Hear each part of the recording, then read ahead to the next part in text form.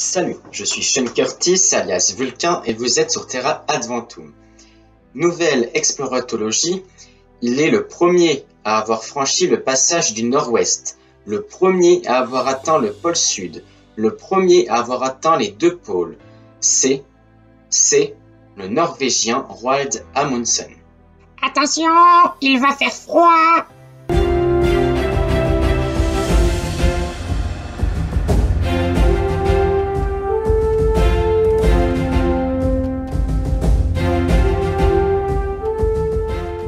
Roald Engelbrekt Gravnig Amundsen est né en 1872 à Borge, en Norvège, aujourd'hui rattaché à Fredrikstad, sur les côtes de la mer du Nord, dans le détroit du Skagerrak.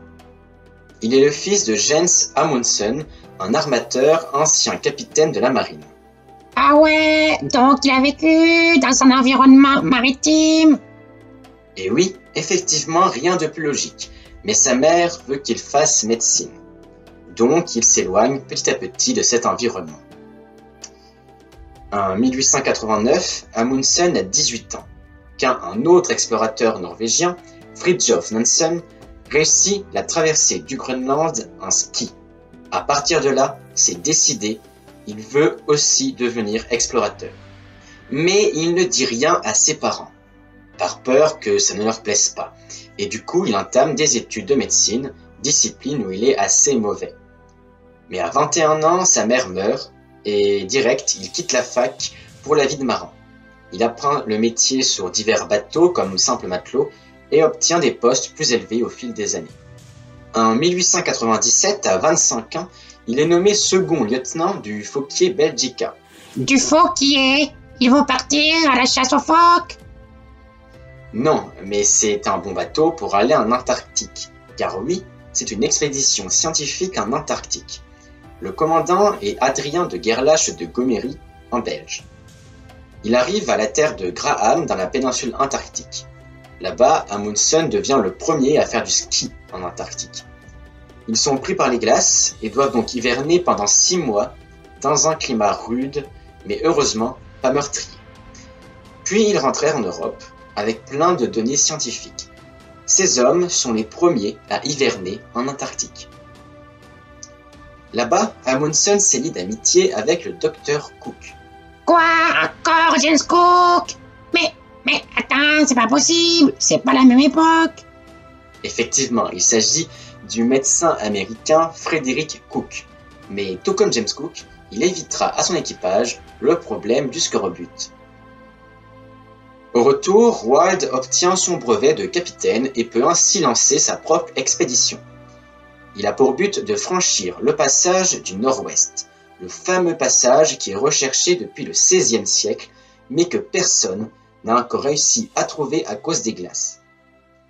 Il fait part à Fridtjof Nansen de son projet, et celui-ci l'approuve, mais il se dit qu'il faut le rendre plus scientifique, et donc pourquoi pas faire des mesures du magnétisme terrestre, comme ils passeront à côté du pôle Nord magnétique.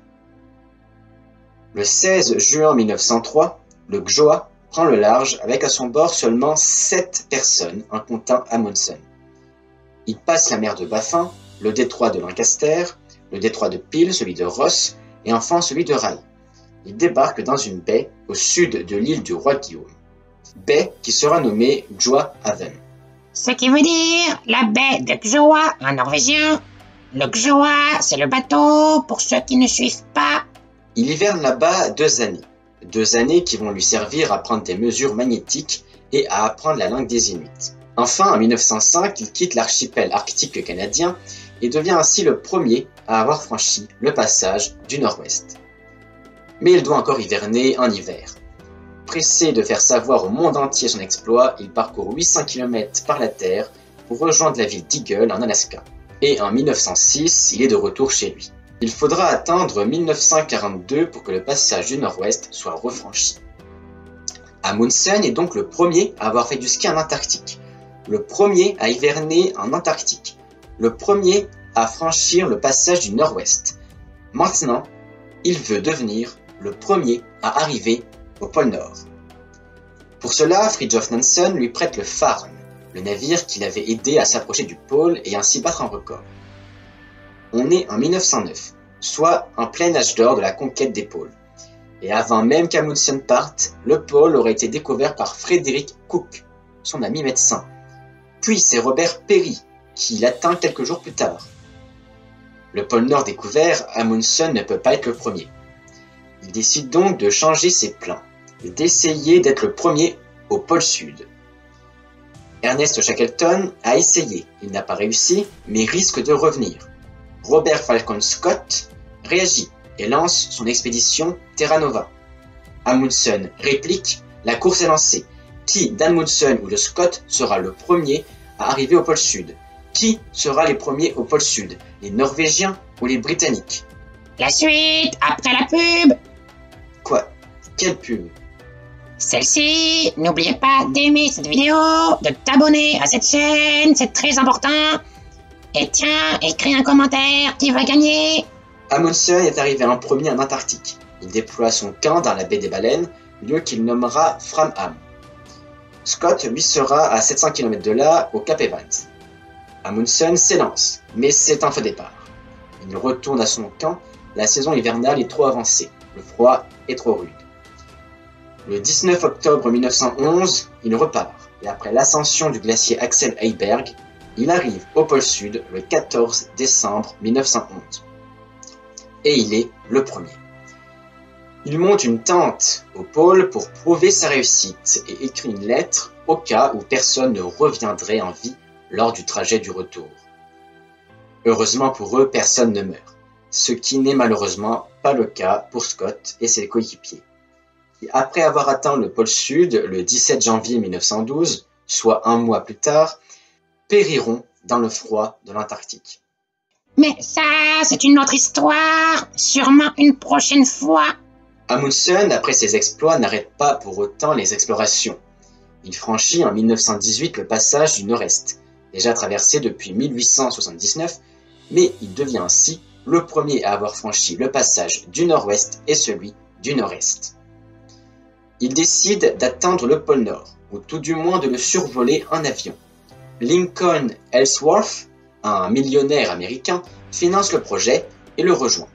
On est en 1925, les deux avions se posent en catastrophe à 87,44° de latitude nord.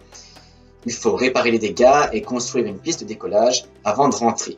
C'est donc un échec. Nouvelle tentative en 1926 avec cette fois-ci le Norge, le dirigeable d'Umberto Nobile. Et cette fois-ci, c'est une victoire, il survole le pôle Nord. Amundsen devient ainsi le premier à avoir atteint le pôle Sud et le pôle Nord. Et c'est pas fini, il serait même le premier à avoir atteint le pôle Nord tout court, car Frederick Cook et Robert Peary ne l'auraient pas atteint. Soit ils ont menti, soit leur position a été mal calculée. Ou si c'est le cas, ils ne disposent d'aucune preuve. Après cela, Amundsen prend sa retraite, bien méritée, mais en 1928, Umberto Nobile est reparti survoler l'Arctique avec le dirigeable l'Italia. Et manque de peau, il s'écrase. Plusieurs missions de sauvetage voient alors le jour, dont une franco-norvégienne où participe Amundsen. Mais depuis, aucune nouvelle. L'avion n'a jamais été retrouvé, ni les corps. Amundsen a disparu. Plusieurs missions de recherche ont vu le jour pour retrouver les restes de l'avion, mais sans succès. Nobile, lui, a été secouru par un avion suédois. Plusieurs lieux ont pour nom Amundsen en hommage à ce héros des explorations polaires. Premier en tout.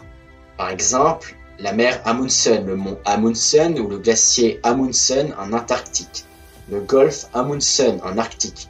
Mais il y a aussi l'astéroïde Amundsenia qui porte son nom, ou encore le cratère Amundsen au pôle sud de la Lune. Amundsen a aussi donné son nom à deux bateaux, un norvégien et l'autre canadien. Voilà, c'est la fin de cette vidéo. N'oubliez pas de l'aimer, de la partager et surtout de t'abonner. Attends, on répète.